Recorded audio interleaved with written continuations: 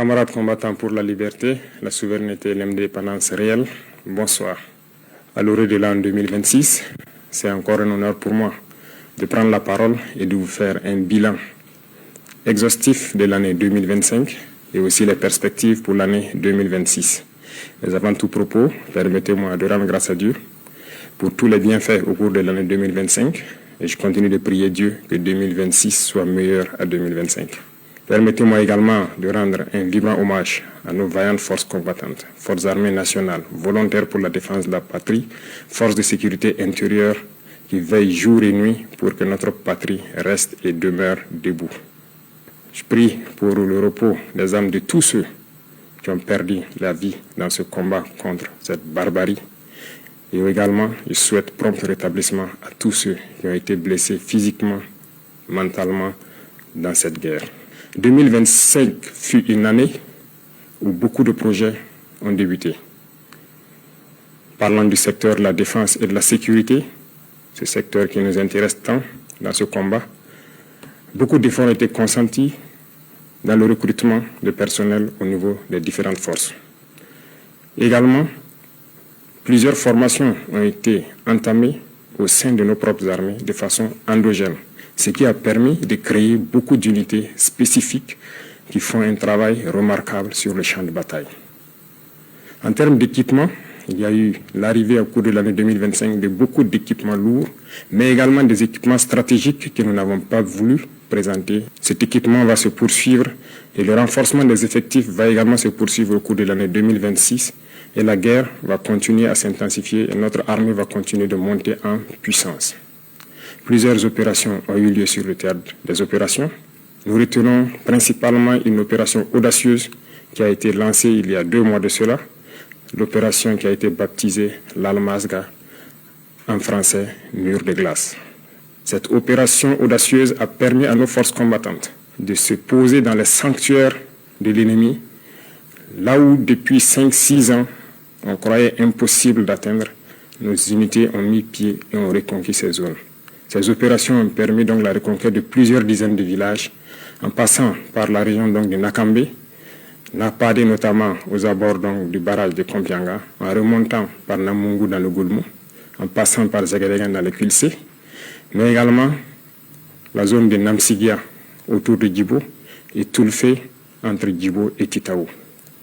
Ces opérations ont été menées avec la plus grande audace et l'ennemi a été écrasé sur le passage de nos forces combattantes qui s'y sont installées et continuent leur progression au fur et à mesure. Les opérations vont se poursuivre jusqu'aux limites de nos frontières pour vaincre cette hydre terroriste qui trouble la quiétude de Burkinabé. L'armée va continuer à monter en puissance, les forces de sécurité intérieure également. Il y aura un petit changement qui va permettre au VDP de se projeter plus en avant pour appuyer les autres forces. Cette situation de conflit a également fait que nous avons malheureusement des personnes déplacées internes qui attendent toujours de rejoindre leur village. La reconquête se poursuit certes, mais au niveau de l'action humanitaire, nous avons entrepris un certain nombre de démarches au cours de l'année 2025, notamment en construisant des abris initialement pour ceux qui sont accueillis dans certains villages, mais pour ceux qui sont réinstallés, nous avons beaucoup d'efforts que nous avons consentis en reconstruisant des écoles, en faisant des fourrages, en aménageant des terres et pour pouvoir les réinstaller et qu'ils puissent vivre dignement au retour dans leurs villages respectifs. Nous allons poursuivre cette tendance parce que nous ne voulons pas que nos populations qui retournent dans leur village restent dans l'assistanat. Nous voulons qu'elles puissent contribuer, qu'elles puissent produire et pouvoir vivre dignement. Voilà pourquoi le ministère donc, de l'Action humanitaire est basé sur les différents ministères pour pouvoir accompagner toutes ces personnes déplacées internes initiales au retour dans leur village, de pouvoir s'installer et avoir donc de quoi travailler dans leur village respectif. Cette dynamique va se poursuivre d'autant plus que beaucoup de villages sont en train d'être reconquis à l'instant même où je parle. Chaque villageois qui se réinstalle doit pouvoir travailler et se nourrir lui-même. Parlant du domaine de la santé, plusieurs efforts ont été consentis. Il s'agit notamment donc de la construction de centres médicaux communaux qui ont vu le jour en 2025 et cette dynamique va se poursuivre. Certains sont en phase de finition, mais d'autres sont donc en début de construction. L'équipement de ces centres va permettre de rehausser donc le niveau de l'offre de soins au niveau de nos populations. Pour les centres existants, le plateau technique a été amélioré en termes de laboratoire, en termes d'imagerie. Ces offres de soins vont continuer de s'améliorer au profit de nos populations, mais également au profit donc des populations de nos pays voisins, parce que le nombre de patients venus des pays voisins a connu donc un accroissement considérable au cours de l'année 2025, dû principalement à notre politique de revoir à la baisse les coûts des prestations de santé. Nous allons poursuivre dans cette dynamique au cours de l'année 2026, avec la pose aussi des pierres de 9 centres de santé à l'image du centre de santé de Pala. Toutes ces infrastructures vont donc connaître un début au cours de l'année 2026.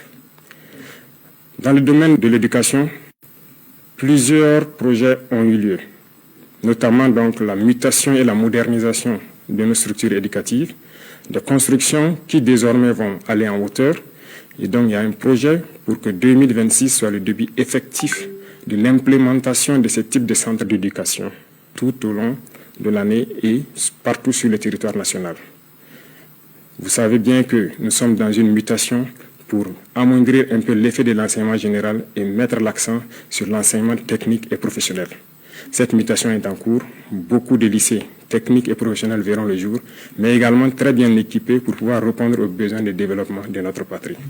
Du côté de nos étudiants, beaucoup de centres universitaires verront le jour donc, au cours de l'année 2026, mais déjà en 2027, nous avons commencé la construction d'un certain nombre d'amphithéâtres et de bâtiments pédagogiques. Certains sont en phase de finition et d'autres finiront en 2026. Nous poursuivrons cette dynamique pour permettre à tous les centres universitaires, à toutes les universités, de pouvoir étudier de façon digne et aussi la modernisation en ce qui concerne l'Internet et l'éducation virtuelle va se poursuivre parce que nous venons d'acquérir donc un certain nombre de serveurs au profit uniquement des universités pour que les étudiants puissent avoir des bibliothèques en ligne et cette dynamique va se poursuivre. Les laboratoires vont continuer à monter en puissance et nous allons ainsi donner un espace à nos étudiants de faire des cours théoriques mais également de faire la pratique et de s'exprimer pour que petit à petit leur éducation passe d'une éducation théorique à une éducation pratique pour la production au profit de nos populations. Dans le domaine des infrastructures, beaucoup d'efforts ont été consentis. Au cours de l'année 2025, comme vous le savez, 4 régions ont bénéficié de leur brigade de construction des routes. D'autres équipements spécifiques de terrassement et également de bitumage sont arrivés. Et au cours de l'année 2026, s'il plaît à Dieu, 4 autres régions en début d'année seront dotées de brigades de construction des routes et ça sera le début effectif de construction d'un certain nombre de routes nationales et départementales en plus des autoroutes qui sont programmées. Nous voulons aller à un rythme soutenu, ce qui nécessite que nous équipons toutes les régions avant de pouvoir nous projeter de façon efficace, comme cela a été le cas avec le lancement des travaux de l'autoroute. Nous avons opté de changer le modèle donc d'urbanisme. L'État va prendre en compte la construction de nos villes. Aujourd'hui, la construction de nos villes est un impératif parce que ce que nous vivons, le problème sanitaire est dû au fait qu'il n'y a pas d'assainissement dans nos villes. Les espaces sont trop grands et nous avons opté de construire en hauteur. 2026 verra le début de grands projets dans ce domaine d'urbanisation et de concentration des populations pour exploiter l'espace et pouvoir assainir pour que nos populations puissent vivre dignement et en très bonne santé dans des centres assez propres, côté environnement et côté sanitaire. Dans le secteur minier, 2025 a connu des innovations majeures. Il s'est agi pour nous de faire en sorte de nous approprier de nos ressources minières, ce qui a conduit l'État à d'abord s'approprier d'un certain nombre de mines en rachetant avec certains partenaires, mais également en se mettant à l'exploitation des mines tant industrielles que semi-mécanisées, à travers la création donc de la SOPAMIB. Également, les sorties d'or incontrôlées ont connu donc une baisse significative à travers la création de la SONASPE qui a permis d'avoir un contrôle tant sur l'orpaillage traditionnel que sur l'exploitation industrielle donc, de nos ressources minières.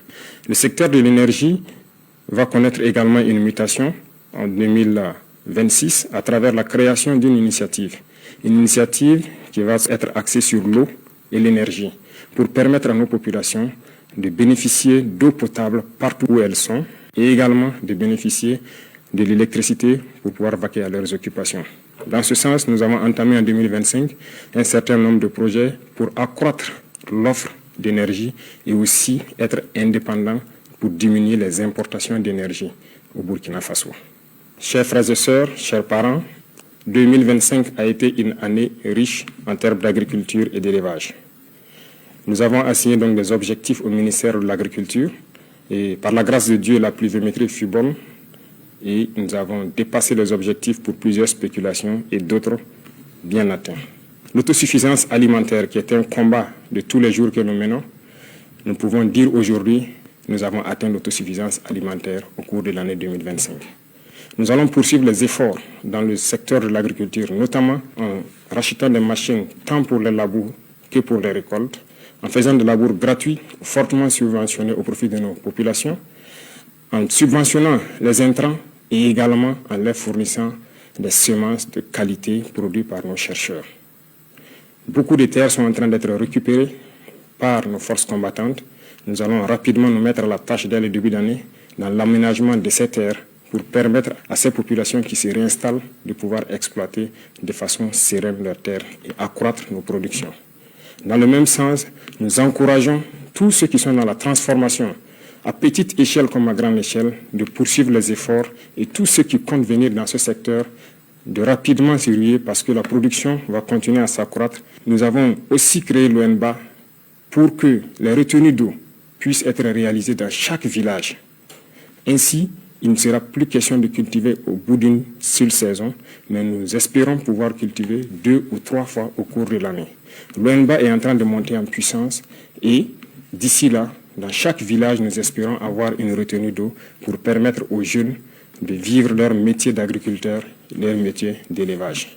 Beaucoup de vaccinations ont eu lieu au cours de l'année 2025, pour la plupart gratuites, pour d'autres fortement subventionnées, ce qui a permis donc de préserver des millions de têtes de volailles, de bovins, de caprins.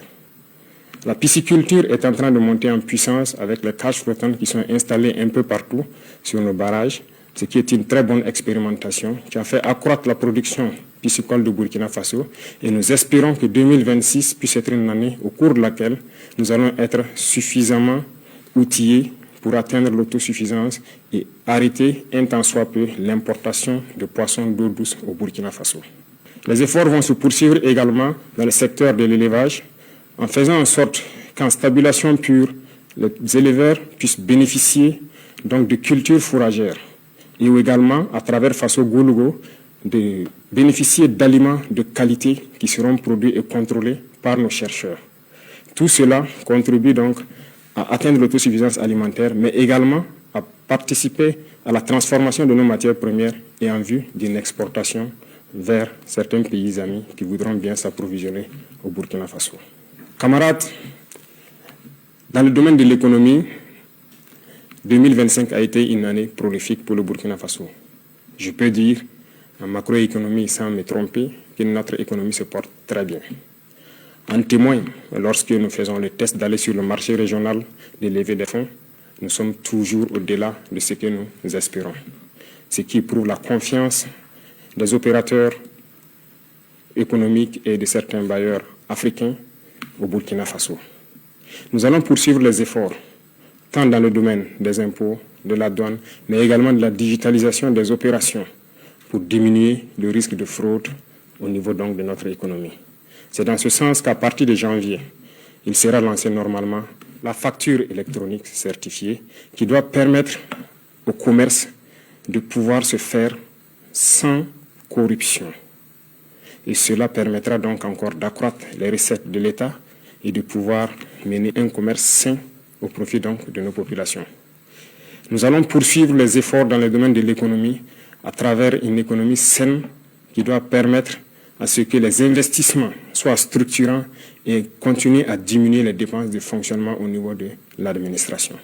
Les efforts consentis au niveau de l'agriculture, au niveau de la défense et dans tous les secteurs des infrastructures, notamment en prenant en compte la construction des infrastructures nous-mêmes, permettent de faire beaucoup d'économies d'échelle. Dans le domaine de l'énergie et de l'eau, les initiatives qui vont venir doivent permettre également de faire des économies d'échelle et de pouvoir investir dans des secteurs structurants. Tout cela doit permettre à l'économie burkinabé de faire une avancée significative. En plus de cela, les ressources minières que nous allons exploiter par nous-mêmes maintenant doivent permettre en 2026 de faire un bond considérable en matière de PIB pour que le Burkina Faso puisse, dans un laps de temps, devenir une économie émergente à travers le monde. Dans le domaine donc de la culture, nous poursuivons les efforts, de sorte que nous revenons petit à petit à nos valeurs, à nos racines. Il n'y a que par cette manière que nous pourrons nous affirmer et développer notre nation. Je le dis parce que revenir à l'éducation technique et professionnelle et en combinant cela avec nos valeurs, nos connaissances endogènes, nous pouvons créer et innover à partir de ce qui existe et pouvoir arrêter un tant soit peu les importations d'un certain nombre de produits au Burkina Faso. Il y a beaucoup de savoirs endogènes qui permettent de transformer déjà nos matières premières. Il suffit d'ajouter de la science pour que cela puisse nous aider.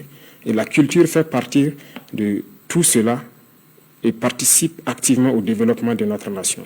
Sur nos valeurs endogènes, nous allons mettre l'accent au niveau de nos écoles et des tout-petits. Parce que le Burkinabé, l'homme intègre, a des valeurs qui nous ont été léguées par nos ancêtres. Des valeurs d'honnêteté, des valeurs d'intégrité, des valeurs de dignité et des valeurs de patriotisme. Et tout cela pourra s'enseigner à travers la culture, aussi au niveau des tout-petits, pour que nous construisions des Burkinabés de demain. Beaucoup d'événements culturels ont eu lieu en 2025, mais en 2026 également, beaucoup d'événements culturels auront lieu et il y a des grands projets dans le domaine de la culture.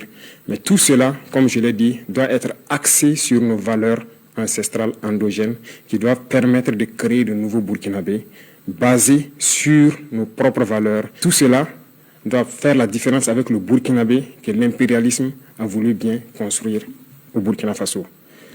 Le Burkinabé nouveau doit être quelqu'un qui s'est départi de toute corruption et qui doit mettre la patrie au devant de tout ce qu'il fait. C'est à ce sens que nous pourrons vaincre ce terrorisme qui nous menace également aujourd'hui, mais également pouvoir développer de façon consistante tout ce que nous produisons ici et pouvoir être une nation puissante et émergente. 2025 a été une année d'industrialisation également. Beaucoup d'unités industrielles ont vu le jour, notamment dans la transformation de nos matières premières, et beaucoup de ces unités ont été accompagnées par l'État à travers le Fonds burkinabé de développement économique et social, mais aussi des banques étatiques. 2026 sera aussi une année industrielle beaucoup plus importante parce que nous avons beaucoup d'unités industrielles qui seront prêtes au cours de l'année 2026, mais également, comme vous pouvez le constater, nous avons accordé des financements à certains privés à travers donc des institutions étatiques et certains fonds nationaux pour les accompagner à la création d'unités industrielles qui doivent transformer nos matières premières essentiellement. Nous avons fusionné les fonds en 4 grands fonds qui doivent permettre d'aider tous ceux qui veulent entreprendre et qui ont un minimum dans le domaine principalement de la transformation et aussi de l'agriculture. Ces domaines sont très importants pour nous parce que c'est en produisant et en transformant ce que nous produisons que nous pouvons devenir une nation puissante. Et donc l'État, en transformant ces fonds, veut avoir une marge importante pour pouvoir aider tous ceux qui sont du privé et également les entreprises nationales, étatiques, qui doivent émerger en 2026 pour que cette transformation de nos matières premières soit une réalité. Également le domaine du coton, qui autrefois était exporté brut, la première unité industrielle sera prête en 2026 et nous allons continuer avec d'autres unités industrielles pour transformer notre coton. Ceci dit, tout ce qui est matière première que nous produisons, nous allons essayer autant que possible d'installer des unités industrielles pour la transformation et 2026 sera une année où nous allons avoir un budget important à injecter au niveau des fonds pour aider tous ceux qui ont des projets structurants dans ce domaine. Dans le domaine du sport, nous avons investi beaucoup à travers donc, le Bureau national des grands projets, également à travers le ministère au cours de l'année 2025. Un stade est en construction à Bobo-Dioulasso et qui doit finir en début 2026, mais également à travers toutes les régions, nous comptons créer des espaces pour permettre aux jeunes, premièrement, de faire du sport pour rester en bonne santé, pour faire en sorte que notre jeunesse ne soit pas oisive. Cela contribue à la santé physique, mentale, mais également à la productivité de la jeunesse dans notre nation. Nous allons poursuivre les efforts dans ce sens au profit de la jeunesse et développer tous les types de sports qui puissent être développés au Burkina Faso et qui puissent faire en sorte que la jeunesse soit en cohésion parfaite. À toutes les équipes qui représentent le Burkina Faso à l'extérieur dans les compétitions internationales, nous leur souhaitons plein succès pour 2026 et particulièrement les étalons qui aujourd'hui défendent les couleurs nationales, nous leur souhaitons plein succès jusqu'à la victoire finale. Camarades combattants, le domaine de la justice est un domaine qui nous tient à cœur. Aucune nation ne peut se développer dans l'injustice. L'injustice crée des tensions, crée des conflits et crée donc des problèmes au sein de la société. Voilà pourquoi nous nous sommes attaqués à ces phénomènes et nous avons restructuré totalement la justice au cours de l'année 2025. Cette restructuration va se poursuivre à travers donc le nouveau format du CSM qui intègre des personnels non magistrats, mais également nous voulons transformer totalement la manière de faire la justice. Et tout cela, je parlais de culture tantôt, nous avons décidé d'incorporer nos valeurs endogènes de gestion des conflits au sein de la justice. C'est ce qui donc a permis de prendre des textes pour intégrer donc la justice traditionnelle, c'est-à-dire le mode traditionnel de règlement de nos conflits. Il faut que nous revenions aux sources également dans ce domaine de la justice. Nous ne pouvons pas importer une justice et l'appliquer et espérer avoir la cohésion sociale.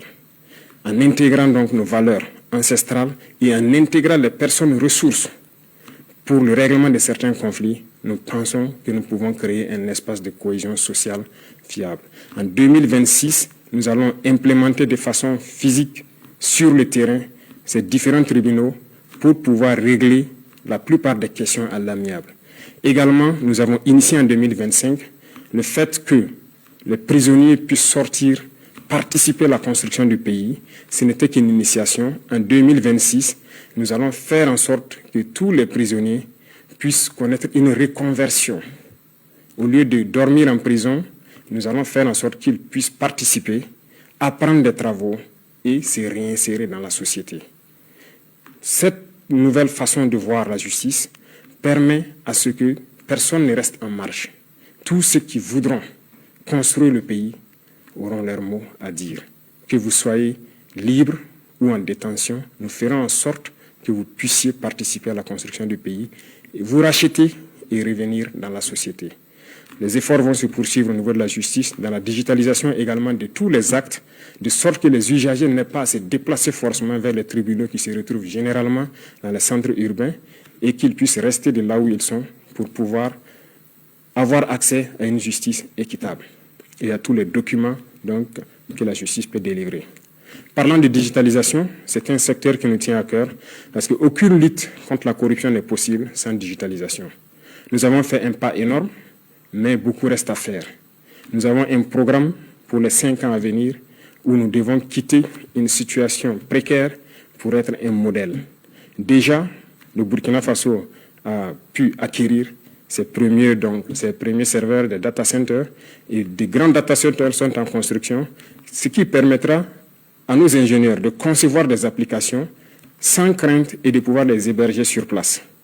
Avant, nous importions des applications que nous ne maîtrisons pas, mais aujourd'hui, la plupart des services au sein de l'administration sont en train d'être dématérialisés et tout cela, c'est grâce à nos ingénieurs informatiques qui font un travail remarquable pour que l'usager n'ait plus à se déplacer vers les services pour forcément avoir accès.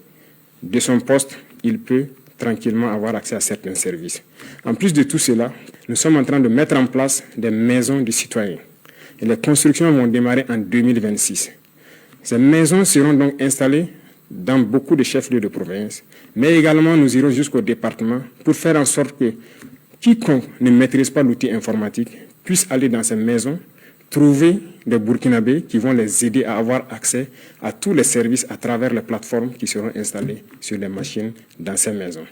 Cette digitalisation va se poursuivre et la modernisation de l'administration également va se poursuivre pour nous permettre de lutter efficacement contre la fraude et tous les abus qui puissent exister au sein de l'administration. Chers frères et sœurs, chers parents, vous avez pu constater qu'au cours de l'année 2025, nous avons dû faire donc les états généraux au niveau de l'administration territoriale. Ces états généraux ont conduit donc à des conclusions que nous avons exploitées et également donné une vision, ce qui a conduit donc à modifier le code des collectivités territoriales. Ce code a été modifié pour nous permettre d'avoir une nouvelle architecture. Certes, le redécoupage régional a évolué, mais la fonction des collectivités territoriales doit évoluer également. Parce que le développement ne se fera pas uniquement dans les villes. Le développement doit partir des villages. Et pour cela, il a fallu donc que nous touchions ce code. Nous allons installer des PDS avec des missions assez claires qui seront évaluées et suivies par les préfets, de sorte que tout ce que nous avons comme vision en matière de développement, comme je l'ai cité tantôt, puisse commencer au niveau des villages, impliquer tous les villageois et ils seront notés et évalués en fonction de ce qu'ils vont faire dans les différentes collectivités. C'est ce qui a amené principalement au changement donc, de ce code et 2026 sera l'année où nous allons implémenter réellement sur le terrain ce nouveau code des collectivités. Au niveau de l'administration territoriale, beaucoup de choses ont évolué en ce sens que l'administration déconcentrée n'était pas administrée de façon efficace pour connaître qui exactement est à son poste. Le manque de ressources humaines a fait en sorte qu'il y avait un gros manque à gagner. Nous avons fait une évaluation au cours de l'année 2025 et nous nous sommes rendus compte que beaucoup de fonctionnaires fictifs existaient ou des doublons existaient. Le recrutement récemment, en cours de l'année 2025, de beaucoup donc, de personnel de ressources humaines doit permettre de les envoyer au niveau donc, régional pour ainsi faire en sorte que tout agent qui est affecté doit pouvoir travailler et contrôler à partir de la région. Et là, au niveau national, nous avons l'assurance que le service pour lequel il a été envoyé est rendu aux populations au moment donné. Cette modernisation va se poursuivre parce que ça doit s'accompagner d'une digitalisation. Du côté de la diplomatie, le Burkina Faso rayonne. Le Burkina Faso a allumé une lumière et cette lumière doit rester allumée pour toujours. Nous rayonnons à travers le monde et notre diplomatie est très active. Des changements auront lieu, certes, pour réorganiser le dispositif diplomatique à travers le monde entier, parce que la géopolitique nous l'impose. Et cette réorganisation a déjà commencé en 2025 avec un certain nombre de réajustements dans le traitement donc, des diplomates, mais la réorganisation spatiale à travers le monde entier aura lieu en 2026. Nous allons rediriger notre diplomatie en fonction de la géopolitique actuelle qui vient notre pays. Le Burkina Faso est un pays ouvert pour tous les partenaires, sincères, respectueux de notre souveraineté, de notre liberté et de notre dignité. Mais le Burkina Faso ne permettra à qui que ce soit, aucune puissance, de pouvoir nous imposer ce qu'elle souhaite. Voilà pourquoi nous devons continuer, partout où nous sommes, à faire en sorte que le drapeau du Burkina Faso flotte avec dignité. Et ceci pour m'adresser à la diaspora, que je félicite pour ses actes patriotiques, qui continuent de faire rayonner l'image du Burkina Faso à l'extérieur, de continuer à rester patriotique et intègre. Parce que lorsqu'on parle du Burkinabé, nous devons entendre l'homme intègre, l'homme digne, et c'est ce que nous voulons au niveau de la diaspora. Et les encourager à travers donc l'organisation au niveau du Haut Conseil de Burkinabé de l'extérieur à revenir investir au Burkina Faso, leur patrie. Et nous leur ouvrons les portes et nous allons mettre tous les mécanismes en place pour qu'ils puissent revenir et investir de façon sécurisée. Au niveau confédéral, le Burkina Faso poursuit sa contribution au niveau de notre espace commun qu'est l'AES. 2025 a été une année où on nous a confié une lourde responsabilité de conduire la destinée de la Confédération. Nous avons pris cette responsabilité et nous avons promis de faire en sorte que l'AES rayonne à travers le monde entier. Et nous allons tenir notre parole. Et ceci, nous demandons à tout le Burkinabé de faire en sorte que cette mission qui nous a été confiée puisse être donc conduite avec succès. Nous allons poursuivre les efforts de coopération, d'amitié avec tous les États, comme je l'ai dit, respectueux de notre souveraineté et faire en sorte que l'intérêt des peuples prime sur les intérêts au niveau politique. Camarades combattants pour la liberté, Je tenais à féliciter tous les acteurs, qu'ils soient du monde de l'éducation, de l'agriculture, des infrastructures, du monde de l'économie, les agents de la santé, nos vaillantes forces combattantes, pour tous les efforts consentis au cours de l'année 2025, de continuer à mouiller le maillot, comme on aime le dire, à se sacrifier, à se donner corps et âme pour le bonheur de notre population. Car la seule chose qui importe pour nous, c'est le bonheur de nos populations. Tout acteur de l'administration doit avoir cela en tête et faire en sorte que ces actions quotidiennes contribuent au rayonnement de notre patrie. À tous ceux-là qui communiquent, qui combattent l'impérialisme à travers la communication, je les félicite et je les encourage à redoubler d'efforts. Parce que toutes les guerres de l'impérialisme commencent d'abord par la communication. Et pendant les guerres, la communication fait la différence dans les batailles.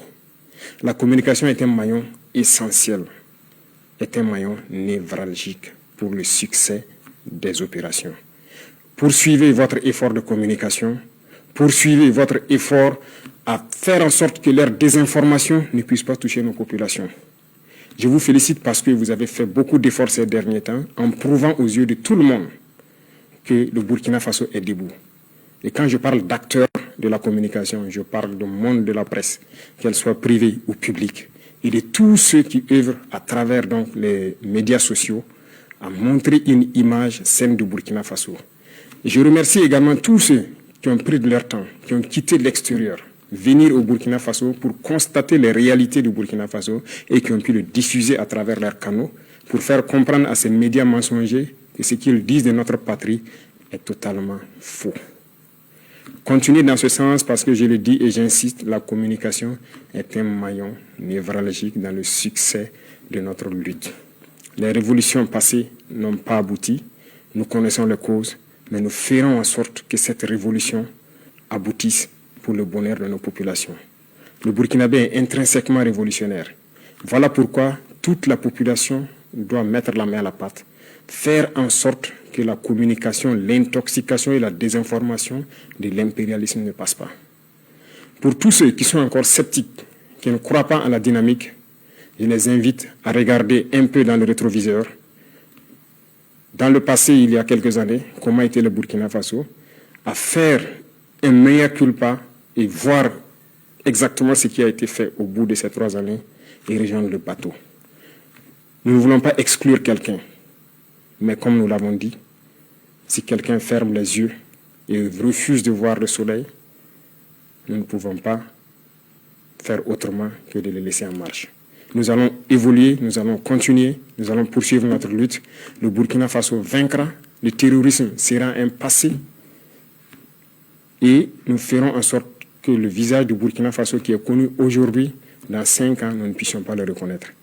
Bien sûr, le changement sera positif et nous devons le faire pour nos enfants, pour les générations à venir. Et ce combat est bien possible et il est déjà gagné. J'invite tout un chacun à redoubler d'efforts pour que 2026 soit meilleur que 2025. Vive le Burkina Faso, vive notre patrie libre, digne, intègre et prospère. Bonne et heureuse année 2026. La patrie ou la mort, nous vaincrons.